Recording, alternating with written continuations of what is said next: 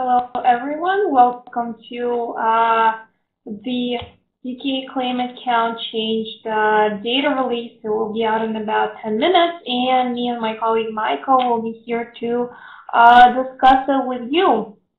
So, yeah, although it's generally viewed as a lagging indicator, the number of unemployed people is an important signal of overall economic activity and health because consumer spending is highly correlated with labor market conditions. Unemployment is also a major consideration for those steering the country's monetary policy, and as you can see, at the current moment, the forecast stands at 1,000, whereas the prior figure stood at 7,000. So if you continue discussing the historical data, an unexpected reading can have a significant impact on the movement of sterling dollar. The indicator surprised the markets in June, posting a gain in unemployment persons of 7,000. This was much worse than the forecast of minus 8.9 thousand. The markets are expecting a small gain in the July reading with an estimate of 1.4 thousand according to Forex Crunch. The unemployment rate edged higher in June, coming at a 5.6%. No change is expected in the July reading. That is for the unemployment rate. Okay, so if we now take a look on what do economists think on the matter, we will see the Bloomberg survey summary where the median estimate stands at 1,000, average estimate stands at minus 0.2 thousand, high estimate stands at 10,000, and low estimate stands at minus 10,000, whereas the number of estimates this time is 17. So yeah, if we'll continue discussing the projections. So for the first time in nearly 3 years, the number of workers claiming unemployment benefits increased versus the previous month. 1 month the trend does not make a force. Nonetheless, the U-turn marks a change in the trend and suggests that the tide could be turning. The key question for today's data was news increase in the claimant count just a one-off blip. That's the prevailing wisdom based on Economy.com's consensus forecast. Economists are anticipating a return to form in today's update. The number of claimants in July is projected to fall versus the previous month. That's a modest retreat by the standards of recent history. But at this point, a decline of any degree will boost confidence that the UK's labor market expansion still has room to run. That's the message in the latest economic estimates from London-based National Institute of Economic and Social Research. Last week, the group said that the quarterly rate of GDP growth for the UK through August was a solid 0.7%, unchanged from the previous month's estimate and the highest since January. Using that data as a guide, it will be surprising that today's release in the claimant count turns out to be a disappointment.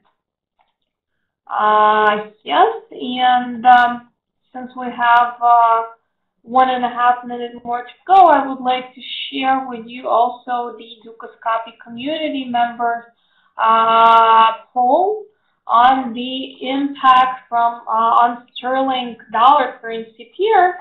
And as you can see, the traders went rather bearish this time. That is 59.8 bearish votes versus 40.2 bullish. Wall Street 6 is being bullish. It says that reading for June was the first one in positive territory since November 2012 at 7K. Now the forecast is at 1,500. The labor market seems to be doing well, and is a positive aspect. The BOE hopes it will eventually boost consumer consumption, and finally raise inflation. At the same time, we'll see the reading for average wages, including bonuses, which has been steadily increasing up to 3.2% in May. This has been the highest rise since 2010, so even a close reading to the 2.8% expected should confirm that the influx is sustainable and higher wages will eventually lead to higher prices. And day traders being bearish says that the number of unemployed has been recently up, and if in February the figure were at lower bottom at minus 38.6K, now they stand at 7,000. This trend should put pressure on the pound, and as such, we should expect negative impact. Yeah, I will now wrap up for the fundamental part, and would love to pass it forward to Michael, who will cover the technicals. Thank you, Panina. Hello, everybody. So, for today's data release, I've chosen the stable currency pair and the negative surprise trading strategy, because despite the fact that the data is expected to be better than in the previous months, I still think the pair is going to go down, and the reason for that is the average earnings index that is forecasted to worsen, and of course the fact that we mostly seen disappointment in the UK claimant count change in the previous releases as well. So the sentiment for the sterling dollar is still bullish, well, barely bullish actually, at 31.60%, with the pound being sold in only 47.11% of all cases, and the US dollar being bought in 46.95% of all cases. Concerning the pending orders, we can see that only in the 50 pip range, 54.24% are to sell the given pair, and in the 100 pip range, it's 50.79 to buy, so really close to the equilibrium as well. Concerning the market sentiments of other market participants, as you can see, also only one of them is bearish. That's Oranda Group at 54.13% of short positions, and the Saxo Group and the Daily FX having 51.11 and 61% bullish positions respectively. So, moving to the market reaction table, where we see the market reactions for the previous 5 releases. We've seen the highest reaction for the cable being 67 pips, and the smallest one only 15 pips. And so, if we calculate the average, we could expect a approximately 48% pip reaction today. And based on this reaction, I've set the take profit and stop loss levels respectively. As you can see, the stop loss level is located at 1.5649, which is kind of close to the daily R2, and there's a good chance, if the data is actually better than anticipated, we could see a rally towards this point. However, we still expect the pair to decline, and the take profit level in this case is located at 1.5553, right on top of the daily S1, as well as we've got the 4-hour S1 close by, so that is a rather strong support level, which would stop the fall, hopefully, in case data is worse than anticipated. Also, this week, or actually the past 3 days, the cable struggled to breach the 1.56 major level, with the latest attempt just several minutes ago, and also failed. So that's also a quite strong resistance that could possibly push the pair back down, and yeah, and we will see a overall decline, as well as due to the broadly strong dollar because of the People's Bank of China actions, which strengthened it against most Asian currencies, and to some extent against the cable as well.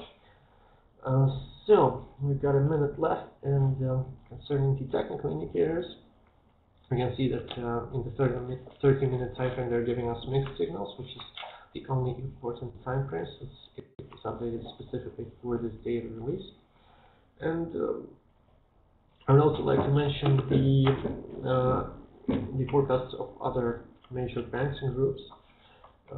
The top 3 forecast a 2,000 change in the claimant count change, so 2,000 people The second one is 7,000, and the third one is also 3,000. So all three of them expect the data to be worse than anticipated.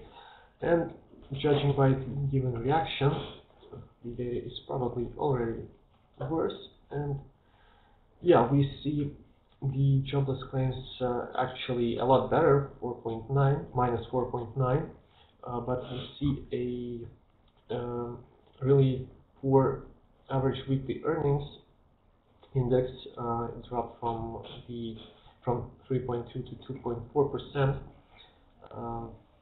0.4% worse than anticipated. So I guess that is the main thing that influenced the cable right now, despite the better than expected jobless claims.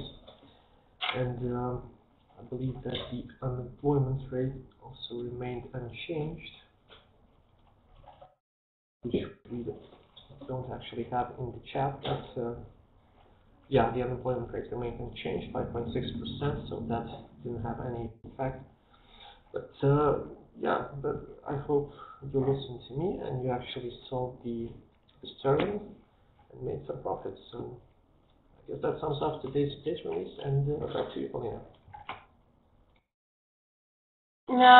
Thank you, Michael.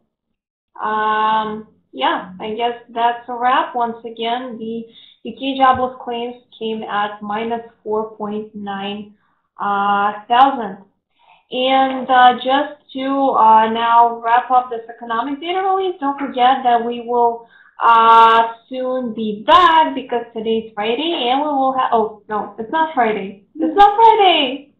I don't know, yeah, I don't know why I'm so happy that I'm saying it's not Friday. However, today's Wednesday, and Wednesday is a good day because it's only 2 days away from Friday, yeah. And also we're having the Dukascopy Research Team webinar, so don't hesitate to stay and definitely not to miss it. We already have some topics prepared for today's show, and we will be very happy to see you all there. Until then, until then, community member Young Z will cover the webinar on one tip box Franco price action. Thank you very much all for joining, and we will see you in about 4 hours. Yeah, it will fly fast. See you.